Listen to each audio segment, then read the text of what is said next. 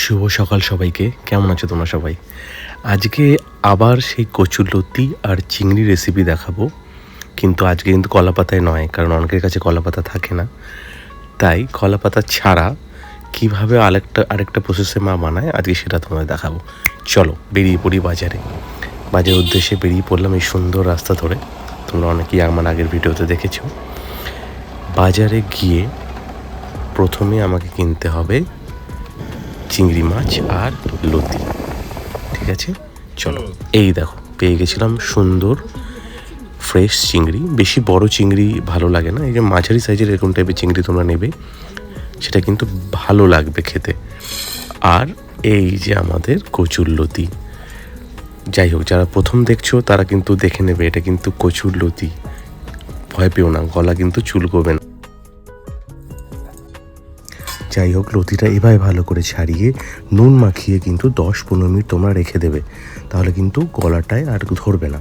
আর চিংড়িটাও একটু সুন্দরভাবে এভাবে ছাড়িয়ে নিও চিংড়িটাকে।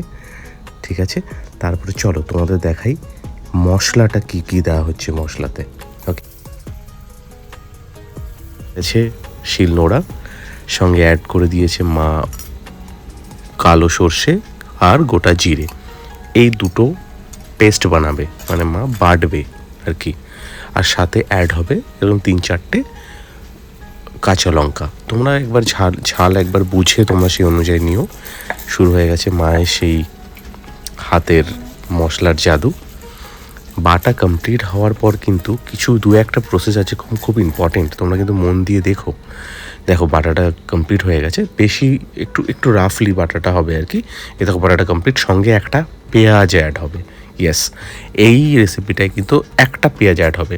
হ্যাঁ, তোমরা যদি পেঁয়াজ না খাও তোমরা অ্যাড করো না, কিন্তু পেঁয়াজটা স্কিপ করে যেও তোমরা, বাট পেঁয়াজটা দিয়েও তোমরা টেস্ট করতে পারো।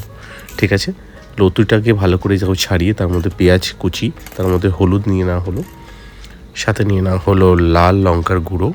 এটাও কিন্তু টেস্ট অনুযায়ী তোমরা যেমন খাও ঝাল, সাথে নুন, আর সব থেকে ইম্পর্টেন্ট সেটা হচ্ছে কাঁচা সর্ষের তেল, মাস্টার্ড অয়েল। এটা কিন্তু একটু অনেকটা দেবে, যেমন মা দিল পরিমাণ অনুযায়ী। সাথে এই যে মশলা বাটাটা ছিল এটাও কিন্তু তোমরা অ্যাড করে দেবে, দিয়ে এবার ভালো করে এটাকে মিক্সড করতে হবে, ভালো করে মাখতে হবে। দেখো মা যেভাবে মেখে নিচ্ছে হাতে, এভাবে কিন্তু ভালো করে মেখে অন্তত তোমাদের 5 থেকে 10 মিনিট রেখে দিতে হবে। ঠিক আছে, আচ্ছা সাথে কিন্তু চিংড়ি মাছগুলো অ্যাড করে দিও। এগুলো কিন্তু কাঁচা চিংড়ি মাছগুলো কিন্তু ভাজবে না। ঠিক আছে, যেমন চিংড়ি কিনছো, চিংড়িটা জাস্ট পরিষ্কার করে সেম এর সাথে মিক্সড করে দেবে, যেমন করে মিক্সড করে দিচ্ছি আমার।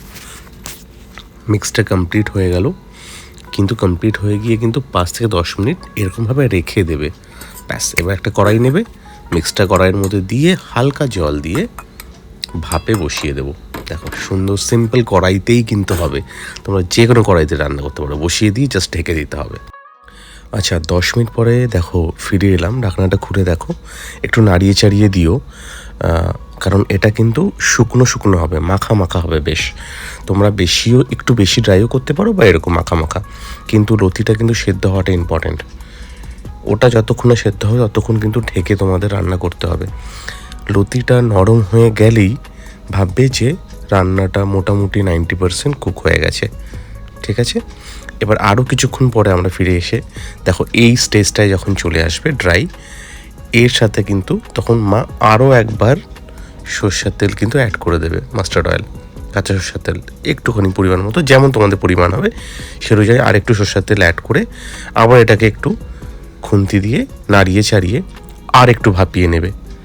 মানে বেসিক্যালি এই রান্নাটায় এই মাস্টার্ড অয়েল, সর্ষে, এই যে ফ্লেভারটা না, এটাই কিন্তু তোমাদের জাস্ট ম্যাজিকের মতো লাগবে। তোমরা যদি বানিয়ে অবশ্যই কিন্তু আমাকে জানাবে। জাস্ট রান্না কিন্তু কমপ্লিট। এবার আর 5 মিনিট এভাবে আছে রেখেই কিন্তু মা জাস্ট নামিয়ে দেবে, মানে হয়ে গেছে মোটামুটি রান্না। দেখে নাও, এই দেখো, এবার দেখেছো মা আরও একটু ড্রাই করে নিয়েছে, ব্যাস রান্না কিন্তু হয়ে গেছে কমপ্লিট। এত সুন্দর একটা সেন্ট বেরোচ্ছে না, তোমাদের জাস্ট বলে বোঝাতে পারবো না। মানে তুমি যদি রান্না করো, সত্যি রান্না করে মন থেকে আমাকে জানিও, যদি ইচ্ছে হয় তোমাদের, যদি ভালো লাগে জানিও যে কেমন খেলে। ঠিক আছে, চলো কমপ্লিট হয়ে গেছে। এবার খেয়ে দেখবো কেমন হয়েছে। ঠিক আছে, আমি তো অনেকবার খেয়েছি, কিন্তু প্রতিবারেই মনে হয় যে এবারে আরো কোনো নতুনত্ব একটা স্বাদ পাবো কিনা। বলে না মায়ের হাতের রান্না। যাই হোক, তোমরা কিন্তু আবারও বলছি অবশ্যই করে খেও, আর যদি ভালো লাগে সবাইকে শেয়ার করো, লাইক করো। ঠিক আছে, এই দেখো নিয়ে নিয়েছি অলরেডি বাটিতে। এটা পুরোটাই কিন্তু আমার খাবো, আমি খাবো, সরি। এই যে সঙ্গে ছিল শাক, ভাত, আর এটা মাংস ছিল যদিও সাইডে, কিন্তু মেন ডিশ হচ্ছে আমার হাইলাইটেড এই ডিশটা। চলো, ব্যাস, আহা, না পরে আমি একটু খেয়ে নিই। না, চিংড়িটা বেশি নিস না, কেন করলো খাসি খাবি। আচ্ছা আচ্ছা, ঠিক আছে, ব্যাস। ও দেখো কত সুন্দর নরম হয়েছে, একদম নরম হয়ে গেছে। দেখো চিংড়িটাও, দেখো চিংড়ি একদম নরম হয়ে গেছে। তারপর একটু মাখা মাখা সুন্দর ড্রাই, তাই না?